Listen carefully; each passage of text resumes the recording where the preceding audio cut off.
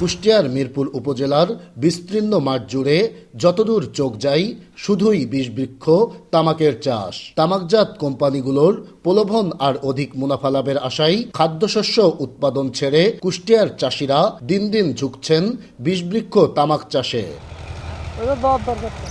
তামাক চাষ বৃদ্ধি পাওয়ায় দিন দিন কমে আসছে অন্যান্য ফসলের চাষাবাদ। ক্ষতিকর জেনেও অধিক মুনাফা লাভের আশায় তামাক চাষে ঝুঁকছে এ অঞ্চলের চাষিরা। এতে হুমকির মুখে পড়েছে জেলার খাদ্যশস্য উৎপাদন, বাড়ছে এ অঞ্চলের জনসাধারণের স্বাস্থ্য ঝুঁকি।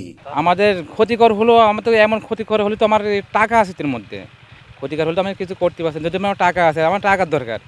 অন্য অন্য ক্ষেত্রে এভাবে টাকা আসে না তো। আর কোম্পানিগুলো এখানে আছে, কোম্পানিগুলো আমাদের উৎসাহ যোগায়, লোন ফোন দেয়, এইভাবে আমরা আবাদটা করি। চিকিৎসকরা বলছেন, দ্রুত এ তামাক চাষ নিয়ন্ত্রণ করা না গেলে হতে পারে ক্যান্সার সহ নানা জটিল রোগ। অতিরিক্ত মুনাফার লোভে আমাদের কৃষকরা তামাক চাষের দিকে ঝুঁকছেন।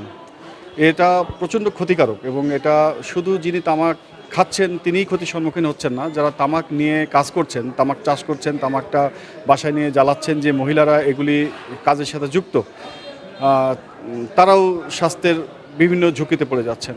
প্রথমত যে তামাক আমাদের হৃদরোগ, স্ট্রোক এবং ক্যান্সার, এই তিনটা ঝুঁকি প্রচণ্ডভাবে বাড়িয়ে দেয়।